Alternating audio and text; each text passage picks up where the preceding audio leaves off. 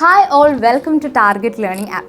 അപ്പോൾ ഞാനിന്ന് പറയാൻ പോകുന്നത് നമ്മൾ നീറ്റ് മോക്ക് ടെസ്റ്റ് എഴുതുന്നതിൻ്റെ ഇമ്പോർട്ടൻസും അതുപോലെ തന്നെ നമ്മൾ ശ്രദ്ധിക്കേണ്ട കുറച്ച് കാര്യങ്ങളെക്കുറിച്ചാണ്. നമ്മൾ സാധാരണ ഇങ്ങനെ നീറ്റിന് പ്രിപ്പയർ ചെയ്യാൻ നമ്മൾ കുറേ ചാപ്റ്റേഴ്സ് പഠിക്കുന്നു, അതിന് ക്വസ്റ്റ്യൻസ് ചെയ്യുന്നു, അല്ലേ? ഇതാണ് നമ്മൾ മെയിനായിട്ട് പ്രിഫറൻസ് കൊടുക്കുന്ന ഒരു സംഭവം. പക്ഷേ ഇതുപോലെ തന്നെ ഇമ്പോർട്ടൻ്റ് ആണ് നമ്മൾ നീറ്റ് മോക്ക് ടെസ്റ്റ് കൂടെ എഴുതുക എന്നുള്ളത്. അപ്പോൾ നമ്മളെപ്പോഴും നീറ്റ് മോക്ക് ടെസ്റ്റ് എഴുതുമ്പോൾ ഒരു റിയൽ നീറ്റിൻ്റെ അറ്റ്മോസ്ഫിയറിൽ എഴുതാൻ ശ്രദ്ധിക്കുക. ഇനി ഞാൻ പറയുന്നത് നമ്മൾ ഈ നീറ്റ് മോക്ക് ടെസ്റ്റ് എഴുതുന്നത് കൊണ്ട് എന്തൊക്കെ ഗുണം ഉണ്ടാവും എന്നുള്ളതാണ്. ഒന്നാമത്തെ കാര്യം, നിങ്ങൾക്ക് ടൈം എഫിഷ്യൻ്റായിട്ട് മാനേജ് ചെയ്യാൻ പറ്റും. എപ്പോഴും നിങ്ങളൊരു എക്സാം പ്രാക്ടീസ് ചെയ്യുന്ന സമയത്ത് പ്രിഫറബിളി ബയോളജി വെച്ച് സ്റ്റാർട്ട് ചെയ്യാം. കാരണം എന്താ വെച്ചാൽ ബയോളജിയിലെ എല്ലാ ക്വസ്റ്റ്യൻസിനും നിങ്ങൾക്ക് 1 മിനിറ്റ് വേണ്ടി വരില്ല. അപ്പോൾ നിങ്ങൾക്ക് എന്ത് ചെയ്യാൻ പറ്റും, ഈ ബാക്കിയുള്ള ടൈം ഫിസിക്സിനും കെമിസ്ട്രിക്കും റീഡിസ്ട്രിബ്യൂട്ട് ചെയ്യാൻ പറ്റും. അങ്ങനെ നിങ്ങൾക്ക് എഫിഷ്യൻ്റായിട്ട് എക്സാം എഴുതാൻ പറ്റും. അതാണ് ബയോളജി വെച്ച് സ്റ്റാർട്ട് ചെയ്യുന്നതിൻ്റെ ഇമ്പോർട്ടൻസ്. ഇനി നിങ്ങൾക്ക് ബയോളജി വെച്ച് സ്റ്റാർട്ട് ചെയ്യാൻ എന്തെങ്കിലും ബുദ്ധിമുട്ടുണ്ടെങ്കിൽ you can start with any of your strong subject. അതൊന്നും കുഴപ്പമില്ല.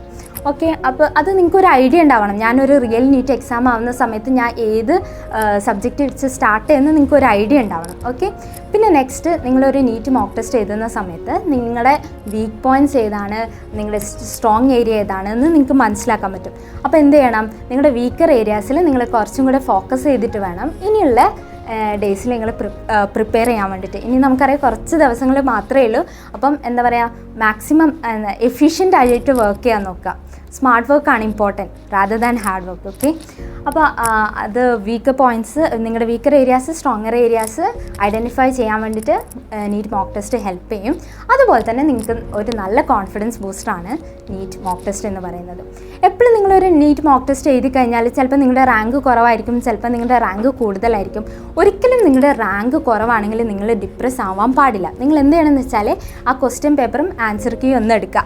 അത് ചുരുട്ടിക്കൂട്ടി ഇടരുത്. കാരണം നിങ്ങളുടെ മാർക്ക് കുറവാണ്, റാങ്ക് കുറവാണ് വിചാരിച്ചാൽ അതൊന്ന് ചുരുട്ടിക്കൂട്ടി ഇടേണ്ട സാധനമല്ല. അത് നിങ്ങൾ എടുത്തിട്ട് അനലൈസ് ചെയ്യണം. കാരണം നമ്മൾ എക്സാം എഴുതുന്ന പോലെ തന്നെ ഇമ്പോർട്ടൻ്റ് ആണ് നിങ്ങൾ ഈ പേപ്പർ അനലൈസ് ചെയ്യുക എന്നുള്ളത്.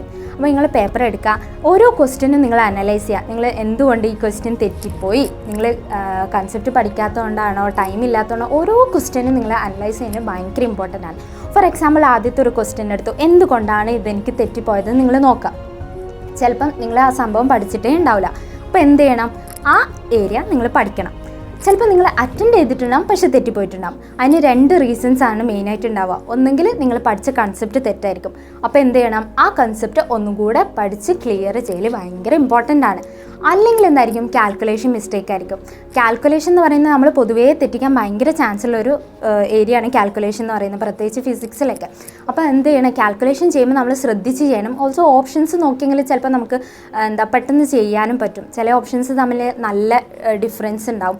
അപ്പോൾ നമുക്ക് ഏകദേശം ഒരു റഫ് കാൽക്കുലേഷൻ വെച്ച് നമുക്ക് ചെയ്യാൻ പറ്റും. ചില ഓപ്ഷൻസിൽ വലിയ ഡിഫറൻസ് ഒന്നും ഉണ്ടാവില്ല 4 ഓപ്ഷൻസും തമ്മിൽ. അപ്പം എന്ത് ചെയ്യണമെന്ന് വെച്ചാൽ അങ്ങനെയുള്ള ക്വസ്റ്റ്യൻസ്, അങ്ങനെ ഓപ്ഷൻസ് വരുന്ന ക്വസ്റ്റ്യൻസ് കുറച്ചും കൂടി ശ്രദ്ധിച്ച് ചെയ്യാൻ ശ്രമിക്കാം. ഓക്കെ, പിന്നെ അതുപോലെ തന്നെ നിങ്ങൾക്ക് ടൈം ഇല്ലാത്തത് കാരണം അറ്റൻഡ് ചെയ്യാൻ പറ്റിയിട്ടുണ്ടാവില്ല ക്വസ്റ്റ്യൻസ്. സോ അതും നിങ്ങൾ ശ്രദ്ധിക്കണം. അടുത്ത പ്രാവശ്യം എക്സാം എഴുതുന്ന സമയത്ത് ടൈം കുറച്ചും കൂടെ മാനേജ് ചെയ്തിട്ട് എഴുതാൻ ശ്രമിക്കാം. സോ ഇതൊക്കെയാണ് നീറ്റ് മോക്ക് ടെസ്റ്റിനെ കുറിച്ച് എനിക്ക് പറയാനുള്ളത്. Hope this video is helpful for you. അപ്പോൾ എല്ലാ നീറ്റ് ആസ്പിറൻസിനും ഓൾ ദി ബെസ്റ്റ്, നന്നായി ചെയ്യുക. Okay, thank you. Target Learning App, Kerala's most trusted learning partner.